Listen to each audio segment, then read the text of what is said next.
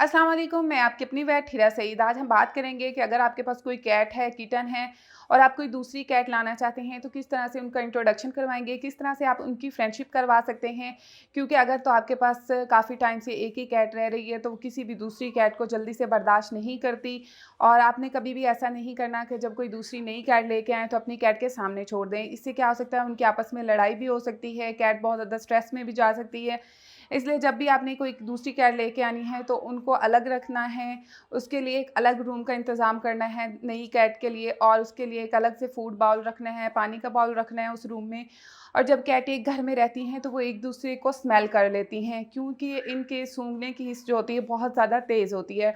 और इस तरह से आहिस्ता-आहिस्ता जो है उनकी आप दोस्ती करवा सकते हैं। अगर तो आपके घर में कोई स्क्रीन डोर है मतलब शीशे का दरवाज़ा है, तो अपनी कैट को वहाँ रखें। उससे क्या होगा, वो एक-दूसरे को देख तो सकेंगी लेकिन एक-दूसरे से फ़ाइट नहीं कर सकेंगी।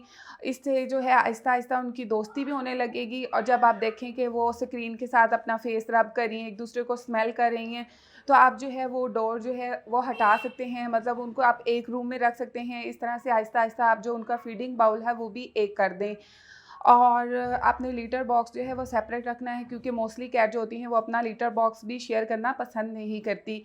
और अगर आपके पास कोई किटन है और आप दूसरा किटन लाना चाहते हैं तो उनको आप जो है इकट्ठा रख सकते हैं, वो लड़ते नहीं हैं और अगर लड़ेंगे भी तो थोड़ा बहुत लड़ेंगे, इतना ज़्यादा नहीं कि वो एक दूसरे को नुकसान पहुंचा सके। और इसके साथ जो है आप एक मेल के साथ दूसरे मेल को नहीं रख सकते क्योंकि मेल जो है वो एक मेल जो है वो दूसरे मेल को बर्दाश्त नहीं करता, उनकी बहुत ज़्यादा लड़ाई होती है, वो एक-दूसरे को नुकसान भी पहुँचा सकते हैं। इसलिए जब भी आप कोई दूसरा मेल रखना चाहें तो उसको अलग रखें, मतलब उसके लिए एक अलग केज बनवाएँ या बॉक्स बनवाएँ जिसके अंदर उसको आप रख सकते हैं। और इसी तरह से आप फीमेल कैट के साथ फीमेल कैट को रख सकते हैं, लेकिन फीमेल कैट जो होती हैं वो जल्दी से दूसरी कैट को बर्दाश्त नहीं करती। तो आपने जब भी रखनी है, आपने कुछ दिन उनको अलग रखना है। जब आपको लगे कि ये एक-दूसरे को स्मेल कर रही हैं और इनकी दोस्ती हो रही है, तो फिर आप जो है उनका फीडिंग बाउल जो है वो एक कर दें।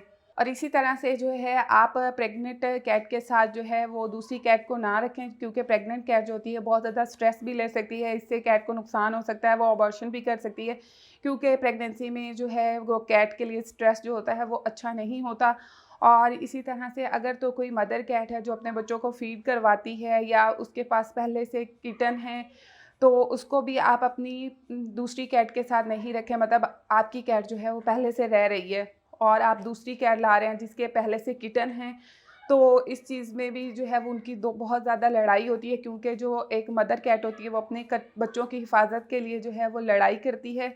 तो बेहतर तो यही होगा कि आप कैट जो है अगर लाना चाहते हैं मदर कैट, तो उसको टोटली मतलब सेपरेट रखें, उसके लिए अलग रूम का इंतज़ाम करें। और मेल जो होते हैं वो आप केज के अंदर रख सकते हैं और अगर तो आप मेल को जो है न्यूटर करवा लेते हैं तो वो ज़्यादा अच्छा है। इससे जो है उनके अग्रेसिव जो वो हो जाते हैं, उनको गुस्सा बहुत आता है, वो कम हो जाता है, बहुत ज़्यादा वो काम हो जाते हैं। और इसके साथ ही जो है आप किटन्स को एक साथ रख सकते हैं, लेकिन मदर कैट जो होती हैं इनको आप सेपरेट रखें। मतलब मदर कैट है और दूसरी सिंपल कैट है जिसके पास अभी किटन नहीं है, तो उनको सेपरेट रखें। मेल्स को भी आप सेपरेट रखें और कभी भी आपने जब इंट्रोड्यूस करवाना है तो एकदम से नहीं करवाना, आहिस्ता-आहिस्ता उनको इंट्रोड्यूस करवाना है।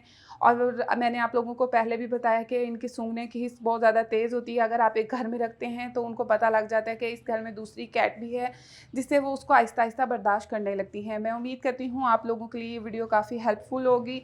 अगर आपको मुझसे कोई भी क्वेश्चन करना हो तो आप मुझे कमेंट कर सकते हैं, इंस्टाग्राम पे मैसेज कर सकते हैं, नए-नए टॉपिक भी सजेस्ट कर सकते हैं। Thanks for watching. अल्लाह हाफ़िज़।